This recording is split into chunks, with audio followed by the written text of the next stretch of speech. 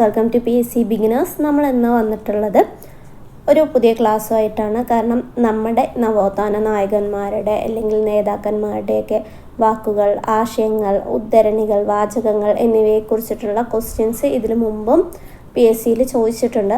അപ്പോൾ നമ്മൾ അറിഞ്ഞിരിക്കേണ്ട പ്രധാനപ്പെട്ട വ്യക്തികളുടെ വാക്കുകളെക്കുറിച്ച് അല്ലെങ്കിൽ ഉദ്ധരണികളെക്കുറിച്ച്, ആശയങ്ങളെക്കുറിച്ച് അല്ലെങ്കിൽ അവരെഴുതിയ വരികളെ കുറിച്ചിട്ടെല്ലാമാണ് ഇന്നത്തെ ക്ലാസ് എന്ന് പറയുന്നത്. ഓക്കെ, നമുക്ക് ക്ലാസ്സിലേക്ക് കടക്കാം. ആദ്യം ഇതാരാണ്? അയ്യാ വൈകുണ്ഠ സ്വാമികളാണ് അല്ലേ. അദ്ദേഹത്തെക്കുറിച്ച് ഓൾറെഡി നമ്മൾ മുഴുവനായി ക്ലാസ് എടുത്തിട്ടുണ്ട്. എന്നെങ്കിൽ കൂടി ഇമ്പോർട്ടൻ്റ് ആയതുകൊണ്ട് മാത്രം അദ്ദേഹത്തിൻ്റെ വാക്കുകൾ മാത്രമാണ് ഫസ്റ്റ് നമ്മളിവിടെ പറയുന്നത്. ചില ഉദ്ധരണികൾ. ഓക്കെ, നമുക്ക് നോക്കാം. വേല ചെയ്താൽ കൂലി കിട്ടണം എന്ന് പറഞ്ഞതാരാണ്? അയ്യ വൈകുണ്ഠ സ്വാമികളാണ്. വേല ചെയ്താൽ കൂലി കിട്ടണം എന്ന മുദ്രാവാക്യം. അതുപോലെ അദ്ദേഹത്തിൻ്റെ സന്ദേശമാണ് ജാതി ഒന്ന്, മതം ഒന്ന്, കുലം ഒന്ന്, ദൈവം ഒന്ന്, ലോകം ഒന്ന്, മനുഷ്യന് എന്നത്. എങ്ങനെയാണ്?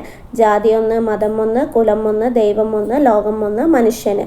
അതുപോലെ തന്നെ ഒன்றേ ജാതി, ഒன்றേ മതം, ഒன்றേ ദൈവം, ഒன்றേ ഉലകം, ഒன்றേ അരസ്, ഒன்றേ നീതി എന്നതും അദ്ദേഹത്തിൻ്റെ സന്ദേശം തന്നെയാണ്. ഒன்றേ ജാതി, ഒன்றേ മതം, ഒன்றേ ദൈവം, ഒன்றേ ഉലകം, ഒன்றേ അരസ്, ഒன்றേ നീതി എന്നതും അയ്യാ വൈകുണ്ഠ സ്വാമികളുടേത് തന്നെയാണ്. അതുപോലെ തന്നെ അദ്ദേഹത്തിൻ്റെ മറ്റ് പ്രധാനപ്പെട്ടതാണ് നമ്മൾ പറഞ്ഞു, വേല ചെയ്താൽ കൂലി കിട്ടണം എന്ന മുദ്രാവാക്യം ഇമ്പോർട്ടൻ്റ് ആണ് പറഞ്ഞു. അതുപോലെ തന്നെയാണ് തിരുവിതാംകൂർ രാജാവിനെ അനന്തപുരിയിലെ നീചൻ എന്ന് വിശേഷിപ്പിച്ചത് ആരാണെന്ന് ചോദിച്ചാൽ വൈകുണ്ഠ സ്വാമികളാണ്. തിരുവിതാംകൂറിലെ രാജാവിനെ അനന്തപുരിയിലെ നീചൻ എന്ന് വിശേഷിപ്പിച്ചു. അതുപോലെ തിരുവിതാംകൂറിലെ ഭരണത്തെ കരിനീച ഭരണം എന്ന് വിശേഷിപ്പിച്ചതും ഇദ്ദേഹം തന്നെയാണ്. തിരുവിതാംകൂറിലെ ഭരണത്തെ കരിനീച ഭരണം എന്ന് വിശേഷിപ്പിച്ചു. അതുപോലെ ബ്രിട്ടീഷ് ഭരണത്തെ വെണ്ണീച ഭരണം, വെളുത്ത പിശാശിൻ്റെ ഭരണം എന്ന് വിശേഷിപ്പിച്ചതും ആരാണ്? വൈകുണ്ഠ സ്വാമികൾ തന്നെയാണ്. അതുപോലെ തന്നെ നമ്മൾ ഓൾറെഡി പറഞ്ഞു, ഒன்றേ ജാതി, ഒன்றേ മതം, ഒன்றേ ദൈവം, ഒன்றേ ഉലകം, ഒன்றേ അരസ്, ഒன்றേ നീതി എന്ന ആശയം ജാതി ഒന്ന്, മതം ഒന്ന്, കുലം ഒന്ന്, ദൈവം ഒന്ന്, ലോകം ഒന്ന് എന്നിവ പ്രസ്താവിച്ചതും വൈകുണ്ഠ സ്വാമികൾ തന്നെയാണ്. അടുത്ത് നമുക്ക് ശ്രീനാരായണ ഗുരുവിലേക്ക് പോവാം. അപ്പോൾ ശ്രീനാരായണ ഗുരുവിൻ്റെ കുറച്ച് വചനങ്ങൾ നോക്കാം. മനുഷ്യത്വമാണ് മനുഷ്യൻ്റെ ജാതി എന്ന് പറഞ്ഞത് അദ്ദേഹമാണ്. മനുഷ്യത്വമാണ് മനുഷ്യൻ്റെ ജാതി, ഞാൻ പ്രതിഷ്ഠിച്ചത് ഈഴവ ശിവനെയാണ്, ഞാൻ പ്രതിഷ്ഠിച്ചത് നമ്മുടെ ശിവനെയാണ് എന്നതും ഗുരു പറഞ്ഞത് തന്നെയാണ്. ഞാൻ പ്രതിഷ്ഠിച്ചത് ഈഴവ ശിവനെയാണ്, ഞാൻ പ്രതിഷ്ഠിച്ചത് നമ്മുടെ ശിവനെയാണ്. മനുഷ്യത്വമാണ് മനുഷ്യൻ്റെ ജാതി, മതമേതായാലും മനുഷ്യൻ നന്നായാൽ മതി. ഒരു ജാതി, ഒരു മതം, ഒരു ദൈവം മനുഷ്യന്. ഒരു ജാതി, ഒരു മതം, ഒരു ദൈവം മനുഷ്യന്. സംഘടിച്ച് ശക്തരാകുക, വിദ്യ കൊണ്ട് പ്രബുദ്ധരാകുക. മദ്യം വിഷമാണ്, അതുണ്ടാക്കരുത്. കൊടുക്കരുത്, കുടിക്കരുത്. ഇനി ക്ഷേത്ര നിർമ്മാണമല്ല, വിദ്യാലയ നിർമ്മാണമാണ് ജനതയ്ക്ക് വേണ്ടത്. പ്രധാന ദേവാലയം വിദ്യാലയം തന്നെയാകണം എന്ന് പറഞ്ഞതും ആരാണ്? ശ്രീനാരായണ ഗുരുവാണ്. അതിൽ ഇനി ക്ഷേത്ര നിർമ്മാണമല്ല, വിദ്യാലയ നിർമ്മാണമാണ് ജനതയ്ക്ക് വേണ്ടത്. പ്രധാന ദേവാലയം വിദ്യാലയം തന്നെ ആവണം എന്ന വചനത്തിന് പ്രചോദനമായത് വാഗ്ഭടാനന്ദനാണ്. വാദിക്കാനും ജയിക്കാനുമല്ല, അറിയാനും അറിയിക്കാനുമാണ് എന്ന് പറഞ്ഞത് ശ്രീനാരായണ ഗുരുവാണ്. 1924 ആലുവ സർവമത സമ്മേളനത്തിലെ മുദ്രാവാക്യമാണ് വാദിക്കാനും ജയിക്കാനുമല്ല, അറിയാനും അറിയിക്കാനുമാണ് എന്നത്. അതുപോലെ തന്നെ ആത്മോപദേശ ശതകം 24 ശ്ലോകം 1897 ശ്രീനാരായണ ഗുരു പറഞ്ഞതാണ്.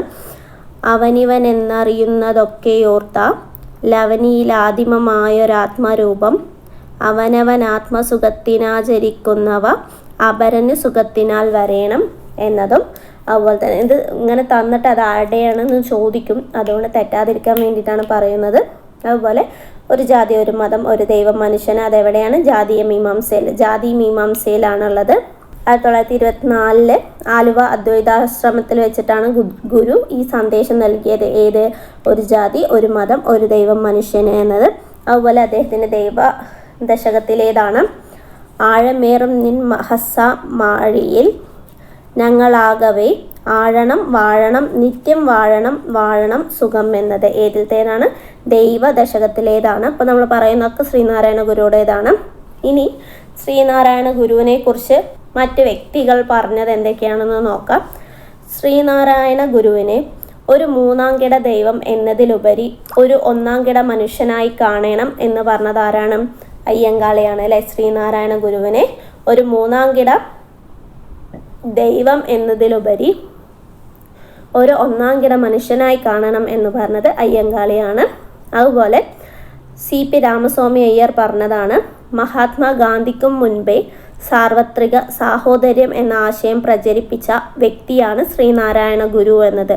മഹാത്മാഗാന്ധിക്കും മുൻപേ സാർവത്രിക സാഹോദര്യം എന്ന ആശയം പ്രചരിപ്പിച്ച വ്യക്തി ശ്രീനാരായണ ഗുരുവാണെന്ന് പറഞ്ഞത് ആരാണ്? CP രാമസ്വാമി അയ്യരാണ്. അതുപോലെ രവീന്ദ്രനാഥ ടാഗോർ പറഞ്ഞതാണ്, ഭാരതത്തിൽ ഇന്ന് ജീവിച്ചിരിക്കുന്ന പരമഹംസന്മാരിൽ സ്വാമിയെ പോലെ പരിശുദ്ധാത്മാവായി മറ്റൊരാളില്ല എന്ന് പറഞ്ഞത് ആരാണ്? രവീന്ദ്രനാഥ ടാഗോറാണ്. ഭാരതത്തിൽ ഇന്ന് ജീവിച്ചിരിക്കുന്ന പരമഹംസന്മാരിൽ സ്വാമിയെ പോലെ പരിശുദ്ധാത്മാവായി മറ്റൊരാളില്ല എന്ന് പറഞ്ഞത് രവീന്ദ്രനാഥ ടാഗോറാണ്. അതുപോലെ CF ആൻഡ്രൂസ് പറഞ്ഞതാണ് ശ്രീനാരായണ ഗുരുവിനെ പറ്റിയിട്ട്, ഞാൻ ദൈവത്തെ മനുഷ്യരൂപത്തിൽ കണ്ടു. അത് കേരളത്തിൻ്റെ തെക്കേ അറ്റത്ത് വാണരുളും ശ്രീനാരായണ ഗുരുവല്ലാതെ മറ്റാരുമല്ല എന്ന് പറഞ്ഞത് CF ആൻഡ്രൂസ് ആണ്. ജാതിഭേദം മതദ്വേഷമേതുമില്ലാതെ സർവരും സോദരത്വേന വാഴുന്ന മാതൃകാ സ്ഥാനമാണിത് എന്ന് ശ്രീനാരായണ ഗുരു അരുവിപ്പുറം ക്ഷേത്ര കവാടത്തിൽ ആലേഖനം ചെയ്തു വെച്ചിട്ടുണ്ട്. ഏതാണ് അത്? ശ്രീനാരായണ ഗുരുവിൻ്റെ തന്നെയാണ്. ജാതിഭേദം മതദ്വേഷമേതുമില്ലാതെ സർവരും സോദരത്വേന വാഴുന്ന മാതൃകാ സ്ഥാനം ഇത് എന്ന് പറഞ്ഞതും ആരാണ്? ശ്രീനാരായണ ഗുരു തന്നെയാണ്. ജാതി ചോദിക്കരുത്, പറയരുത്, ചിന്തിക്കരുത്.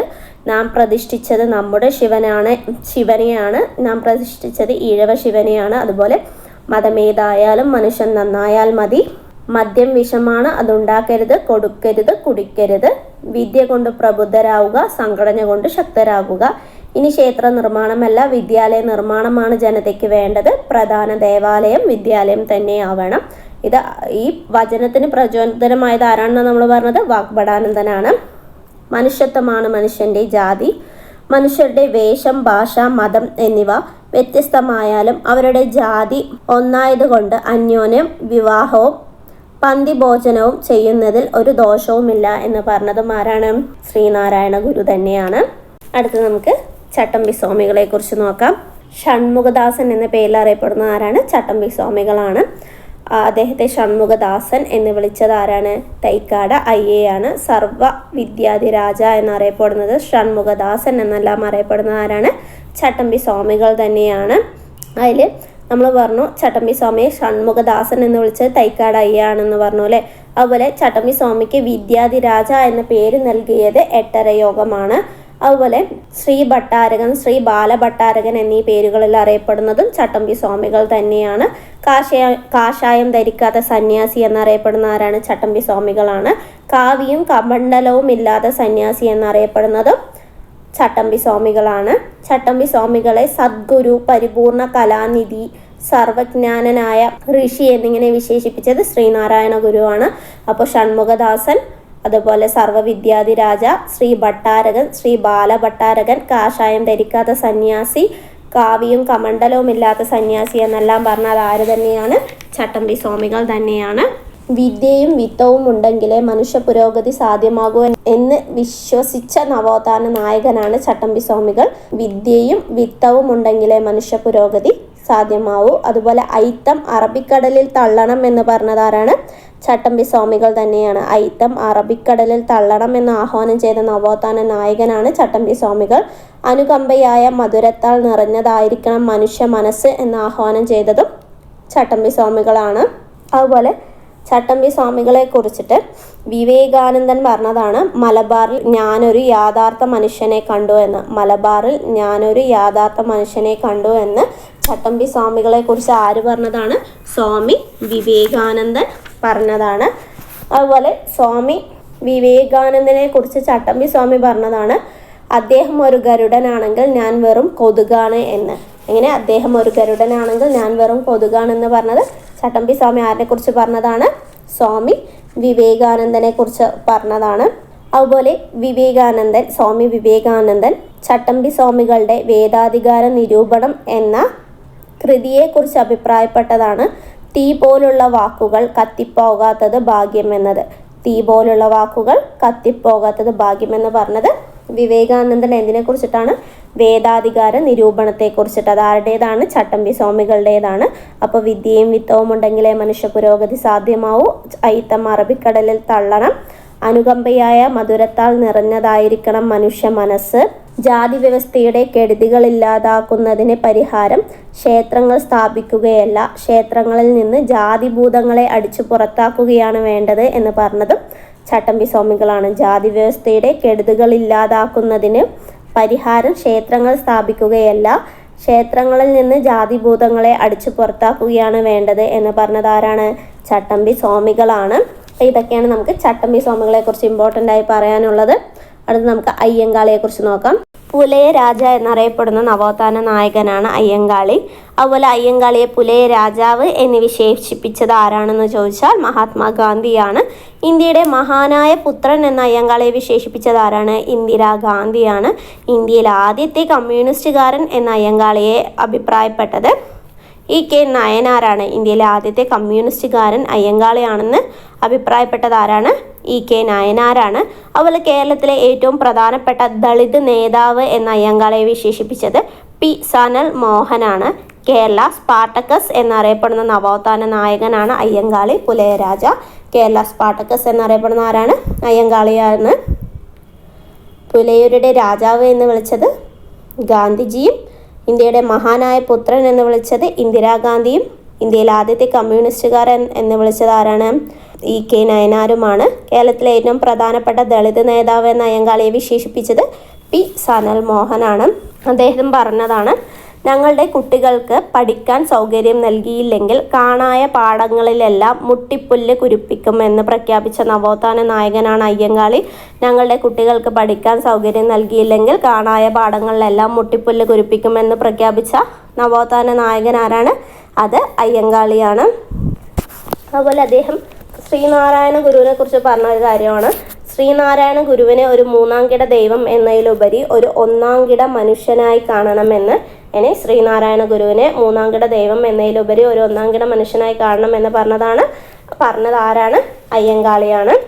ഞാനിതാ പുലയ ശിവനെ പ്രതിഷ്ഠിക്കുന്നു എന്ന് പറഞ്ഞത് ആരാണ്? അയ്യങ്കാളിയാണ്. ഞാനിതാ പുലയ ശിവനെ പ്രതിഷ്ഠിക്കുന്നു എന്ന് പറഞ്ഞതും അയ്യങ്കാളിയാണ്. അതുപോലെ ഞങ്ങളുടെ കുഞ്ഞുങ്ങൾക്ക് പഠിക്കാൻ സൗകര്യം നൽകിയില്ലെങ്കിൽ കാണായ പാഠങ്ങളിലെല്ലാം മുട്ടിപ്പുല്ല് കുരിപ്പിക്കുമെന്ന് പറഞ്ഞതും അയ്യങ്കാളി തന്നെയാണ്. അപ്പോൾ ഇതൊക്കെയാണ് നമുക്ക് അയ്യങ്കാളിയെ കുറിച്ച് നോക്കാനുള്ളത്. അപ്പോൾ ഇനി നമുക്ക് വാഗ്ഭടാനന്ദനെ കുറിച്ച് നോക്കാം. മലബാറിലെ ശ്രീനാരായണ ഗുരു എന്നറിയപ്പെടുന്ന നവോത്ഥാന നായകൻ ആരാണ്? വാഗ്ഭടാനന്ദനാണ്. മലബാറിലെ ശ്രീനാരായണ ഗുരു എന്നറിയപ്പെടുന്ന നവോത്ഥാന നായകനാണ് വാഗ്ഭടാനന്ദൻ. ബാലഗുരു എന്നറിയപ്പെടുന്ന നവോത്ഥാന നായകന്മാരാണ്? വാഗ്ഭടാനന്ദൻ തന്നെയാണ് ബാലഗുരു എന്നറിയപ്പെടുന്നതും. അതുപോലെ ജാതി പ്രമാണം ഹിന്ദുമതത്തിൻ്റെ അടിസ്ഥാന പ്രമാണങ്ങൾക്ക് വിരുദ്ധമാണെന്ന് പ്രഖ്യാപിച്ച സാമൂഹിക പരിഷ്കർത്താവാണ് വാഗ്ഭടാനന്ദൻ. ജാതി പ്രമാണം ഹിന്ദുമതത്തിൻ്റെ അടിസ്ഥാന പ്രമാണങ്ങൾക്ക് വിരുദ്ധമാണെന്ന് പ്രഖ്യാപിച്ച സാമൂഹിക പരിഷ്കർത്താവ് ആരാണ്? വാഗ്ഭടാനന്ദനാണ്. അതുപോലെ കാവ്യ ഉപേക്ഷിച്ച് കതറണിഞ്ഞ ഒരേ ഒരു നവോത്ഥാന നായകനാണ് ഇദ്ദേഹം. കാവ്യ ഉപേക്ഷിച്ച് കതറണിഞ്ഞ ഒരേ ഒരു നവോത്ഥാന നായകനാണ് വാഗ്ഭടാനന്ദൻ. അന്ധവിശ്വാസങ്ങൾ, അർത്ഥശൂന്യമായ ചടങ്ങുകൾ എന്നിവയ്ക്കെതിരെ ജനങ്ങളെ ബോധവൽക്കരിക്കാൻ സ്ഥാപിച്ച സംഘടനയാണ് ആത്മവിദ്യാ സംഘം എന്ന് പറയുന്നത്. അതുപോലെ തന്നെ വാഗ്ഭടാനന്ദൻ സ്ഥാപിച്ച മാസികയാണ് യജമാൻ. ഇനി അദ്ദേഹത്തിൻ്റെ വചനങ്ങൾ നോക്കാം. നാലണ സൂക്ഷിക്കുന്നവൻ വേറൊരാളെ പട്ടിണിക്കിടുന്നു, അനവധി പണം സൂക്ഷിക്കുന്നവൻ അനവധി ജനങ്ങളെ പട്ടിണിക്കിടുന്നു എന്ന് പറഞ്ഞത് വാഗ്ഭടാനന്ദനാണ്. നിങ്ങളുള്ളപ്പോഴും അധർമ്മമുള്ളപ്പോഴും അന്തം പൊരുതുക എന്ന് പറഞ്ഞതും ഇദ്ദേഹം തന്നെയാണ്. ഉണരുവിൻ, അഖിലേശനെ സ്മരിപ്പിൻ, ക്ഷണമെഴുന്നേൽപ്പിൻ, അനീതിയോടെ എതിർപ്പിൻ. ഉണരുവിൻ, അഖിലേശനെ സ്മരിപ്പിൻ, ക്ഷണമെഴുന്നേൽപ്പിൻ, അനീതിയോടെ എതിർപ്പിൻ എന്ന് പറഞ്ഞതും ആരാണ്? വാഗ്ഭടാനന്ദൻ തന്നെയാണ്. അപ്പോൾ ജാതി പ്രമാണം ഹിന്ദുമതത്തിൻ്റെ അടിസ്ഥാന പ്രമാണങ്ങൾക്ക് വിരുദ്ധമാണ് എന്ന് പറഞ്ഞത് ആരാണ്? വാഗ്ഭടാനന്ദനാണ്. നിങ്ങളുള്ളപ്പോഴും അധർമ്മമുള്ളപ്പോഴും അന്തം പൊരുതുക എന്ന് പറഞ്ഞതും വാഗ്ഭടാനന്ദൻ തന്നെയാണ്. അതുപോലെ അദ്ദേഹം ആരംഭിച്ച ആത്മവിദ്യാ സംഘത്തിൻ്റെ മുഖപത്രമാണ് അഭിനവ കേരളം എന്ന് പറയുന്നത്. അതിൻ്റെ മുഖക്കുറിപ്പാണ് ഉണരുവിൻ, അഖിലേശനെ സ്മരിപ്പിൻ, ക്ഷണമെഴുന്നേൽപ്പിൻ, അനീതിയോടെതിർപ്പിൻ എന്ന് പറയുന്നത്. നമ്മൾ പറഞ്ഞു. പക്ഷെ അതെന്തിൻ്റെ മുഖക്കുറിപ്പാണ്? അഭിനവ കേരളത്തിൻ്റെ മുഖക്കുറിപ്പാണത്. അപ്പോൾ ഇനി നമുക്ക് ബ്രഹ്മാനന്ദ ശിവയോഗിയെക്കുറിച്ച് നോക്കാം. മനസ്സാണ് ദൈവം, മനുഷ്യൻ്റെ നന്മയിലാണ് യഥാർത്ഥ സന്തോഷം എന്ന് പറഞ്ഞത് ബ്രഹ്മാനന്ദ ശിവയോഗിയാണ്. മനസ്സാണ് ദൈവം, മനുഷ്യൻ്റെ നന്മയിലാണ് യഥാർത്ഥ സന്തോഷം എന്ന് പറഞ്ഞ ആരാണ്? ബ്രഹ്മാനന്ദ ശിവയോഗിയാണ്. വിഗ്രഹാരാധന എതിർത്ത നവോത്ഥാന നായകനാണ് ബ്രഹ്മാനന്ദ ശിവയോഗി എന്ന് പറയുന്നത്. നിരീശ്വരവാദികളുടെ ഗുരു എന്നറിയപ്പെടുന്ന ആരാണ്? ബ്രഹ്മാനന്ദ ശിവയോഗിയാണ്. മനസ്സിലെ ശാന്തി സ്വർഗവാസവും അശാന്തി നരകവുമാണ്, വേറെ സ്വർഗ നരകങ്ങളില്ല എന്ന് പറഞ്ഞത് ബ്രഹ്മാനന്ദ ശിവയോഗിയാണ്. ആനന്ദ ദർശനം എന്ന കൃതിയിലാണ് അദ്ദേഹം അത് പറഞ്ഞിട്ടുള്ളത്. അദ്ദേഹം സ്ഥാപിച്ച, ബ്രഹ്മാനന്ദ ശിവയോഗി സ്ഥാപിച്ച മതമാണ് ആനന്ദ മതം എന്ന് പറയുന്നത്. ആ മതത്തിൻ്റെ മുദ്രാവാക്യമാണ് കൊല്ലാതുറുമ്പിനെ കൂടി എന്ന് പറയുന്നത്. കൊല്ലാതുറുമ്പിനെ കൂടി എന്ന് പറയുന്നത് ആനന്ദ മതം എന്ന് പറയുന്ന മതത്തിൻ്റെ മുദ്രാവാക്യമാണ്. അതുപോലെ രാജാവായാലും രാജ്ഞിയായാലും കർമ്മിയായാലും പ്രവൃത്തിയെടുക്കണം എന്ന് ആഹ്വാനം ചെയ്തത് നവോത്ഥാന നായകനാണ് ബ്രഹ്മാനന്ദ ശിവയോഗി എന്ന് പറയുന്നത്. രാജാവായാലും രാജ്ഞിയായാലും കർമ്മിയായാലും പ്രവൃത്തിയെടുക്കണം എന്ന് ആഹ്വാനം ചെയ്ത ആരാണ്? ബ്രഹ്മാനന്ദ ശിവയോഗിയാണ്. ഹിംസാത്മകമായ മതകർമ്മങ്ങൾ നടത്താതിരിക്കുക, താലികെട്ട്, കല്യാണം, പുലകുളി എന്നിവ ഒഴിവാക്കുക, ശവസംസ്കാര ചടങ്ങുകൾ ലഘുവാക്കുക എന്നിങ്ങനെ ആഹ്വാനം ചെയ്ത സാമൂഹിക പരിഷ്കർത്താവാണ് ബ്രഹ്മാനന്ദ ശിവയോഗി. മനുഷ്യന് മോക്ഷപ്രാപ്തിക്കുള്ള ഏക മാർഗം രാജയോഗമാണ് എന്ന് അഭിപ്രായപ്പെട്ടത് ബ്രഹ്മാനന്ദ ശിവയോഗിയാണ്. മനസ്സാണ് ദൈവം എന്ന് പ്രഖ്യാപിച്ചതും ബ്രഹ്മാനന്ദ ശിവയോഗി തന്നെയാണ്. പഠിപ്പ് തന്നെ മനുജന് ഭൂഷണം, ഉടുപ്പു ഭൂഷാദികളൊന്നുമല്ലാഹോ, മിടുക്കരായിട്ട് വരേണമെങ്കിലോ മടിച്ചിടാതെങ്ങു പഠിച്ചു കൊള്ളുവൻ എന്ന് തുടങ്ങുന്ന പ്രശസ്ത പദ്യകൃതിയുടെ കർത്താവാണ് ബ്രഹ്മാനന്ദ ശിവയോഗി. അതുപോലെ നിരീശ്വരവാദികളുടെ ഗുരു എന്നറിയപ്പെടുന്നു. ആലത്തൂർ സ്വാമികൾ, സിദ്ധമുനി എന്നെല്ലാം അറിയപ്പെടുന്നത് ബ്രഹ്മാനന്ദ ശിവയോഗിയെ തന്നെയാണ്. പുരുഷ സിംഹം എന്ന് വിശേഷിക്കപ്പെട്ട നവോത്ഥാന നായകനാണ് ബ്രഹ്മാനന്ദ ശിവയോഗി എന്ന് പറയുന്നത്. ഇനി അടുത്തത് നമ്മൾ നോക്കാൻ പോകുന്ന ആരെക്കുറിച്ചിട്ടാണ് പറഞ്ഞാൽ വക്കം അബ്ദുൽ ഖാദർ മൗലവിയെ കുറിച്ചിട്ടാണ്. ആരെക്കുറിച്ചിട്ടാണ്? വക്കം അബ്ദുൽ ഖാദർ മൗലവിയെ കുറിച്ചിട്ടാണ്. അദ്ദേഹത്തെക്കുറിച്ച് പ്രധാനമായി പറയാനുള്ളത് എന്താണെന്ന് ചോദിച്ചാൽ, എൻ്റെ പത്രാധിപരില്ലാതെ എനിക്ക് അച്ചും അച്ചുകൂടവും എന്തിന് എന്ന് പറഞ്ഞത് ആരാണെന്ന് ചോദിച്ചാൽ വക്കം അബ്ദുൽ ഖാദർ മൗലവിയാണ്. എൻ്റെ പത്രാധിപരില്ലാതെ എനിക്ക് അച്ചും അച്ചുകൂടവും എന്തിന് എന്ന് പറഞ്ഞത് വക്കം അബ്ദുൽ ഖാദർ മൗലവിയാണ്. ഇദ്ദേഹം തൻ്റെ പ്രവർത്തനങ്ങളാൽ ഇമാം അൽ മുസിഹിൻ എന്ന പദവി ലഭിച്ച നവോത്ഥാന നായകനാണ് ഇദ്ദേഹം. ഇമാം അൽ മുസ്ലിഹിൻ എന്ന പദവി ലഭിച്ച നവോത്ഥാന നായകനാണ് വക്കം മൗലവി, വക്കം അബ്ദുൽ ഖാദർ മൗലവി എന്ന് പറയുന്നത്. എൻ്റെ പത്രമില്ലാതെ എനിക്ക് അച്ചും അച്ചുകൂടവും എന്തിന് എന്ന് പറഞ്ഞതും ഇദ്ദേഹം തന്നെയാണ്. അതുകൂടാതെ ഞാൻ ഒരു കച്ചവടക്കാരനല്ല. ഒരു പത്രം തുടങ്ങിയതിലൂടെ ഞാൻ ഉദ്ദേശിച്ചത് സാമൂഹിക സേവനവും രാജ്യ സേവനവുമാണ്. എൻ്റെ പരമമായ ലക്ഷ്യം ധനമല്ല. ഞാൻ യഥാർത്ഥത്തിൽ ഉദ്ദേശിച്ചത് എനിക്ക് വേണ്ടിയല്ല, എൻ്റെ രാജ്യത്തിനു വേണ്ടിയാണ്. എനിക്ക് അത്രയേ വേണ്ടൂ എന്ന് പറഞ്ഞതും വക്കം അബ്ദുൽ ഖാദർ മൗലവിയാണ്. ഞാനൊരു കച്ചവടക്കാരനല്ല. ഒരു പത്രം തുടങ്ങിയതിലൂടെ ഞാൻ ഉദ്ദേശിച്ചത് സാമൂഹിക സേവനവും രാജ്യസേവനവുമാണ്. എൻ്റെ പരമമായ ലക്ഷ്യം ധനമല്ല. ഞാൻ യഥാർത്ഥത്തിൽ ഉദ്ദേശിച്ചത് എനിക്ക് വേണ്ടിയല്ല, എൻ്റെ രാജ്യത്തിനു വേണ്ടിയാണ്.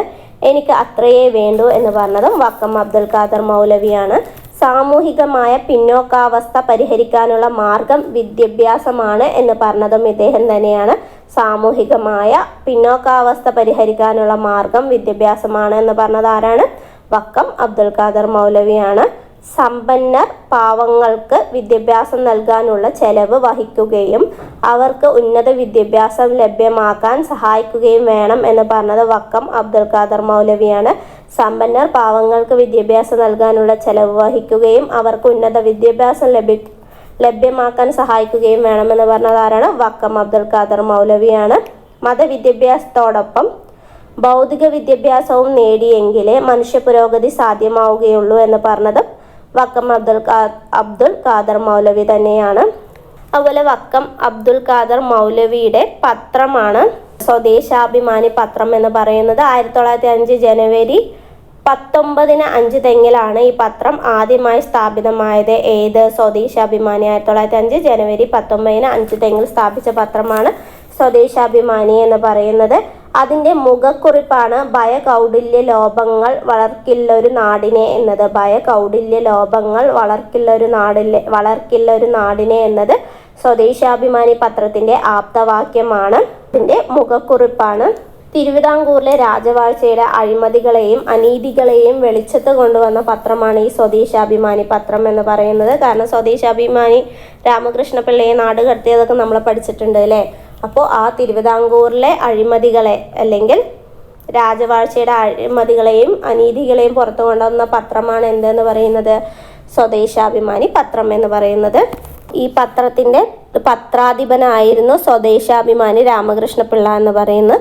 തിരുവിതാംകൂറിൽ നിന്ന് നാടുകടത്തപ്പെട്ട ആദ്യ പത്രാധിപനാണ് സ്വദേശാഭിമാനി രാമകൃഷ്ണപിള്ള. അദ്ദേഹത്തെ 1910 സെപ്റ്റംബർ 26-നാണ് നാടുകടത്തിയത്. 1910 സെപ്റ്റംബർ 26-ന്. അങ്ങനെ അദ്ദേഹത്തെ നാടുകടത്തിയ സമയത്ത് തിരുവിതാംകൂർ രാജാവ് ആരായിരുന്നു എന്ന് ചോദിച്ചാൽ ശ്രീ മൂലം തിരുനാളാണ് ആ സമയത്തെ രാജാവ്. ഇനി ആ സമയത്തെ ദിവാൻ ആരാണെന്ന് ചോദിച്ചാൽ പി രാജഗോപാലാചാര്യാണ്. ആരാണ്? പി രാജഗോപാലാചാര്യാണ്. അദ്ദേഹത്തെ നാടുകടത്തിയത് തിരുനെൽവേലിക്കാണ്. എവിടേക്കാണ്? തിരുനെൽവേലിക്കാണ് അദ്ദേഹത്തെ നാടുകടത്തിയത്. സ്വദേശാഭിമാനി രാമകൃഷ്ണപിള്ളയുടെ ആത്മകഥയാണ് എൻ്റെ നാടുകടത്തൽ എന്നത്.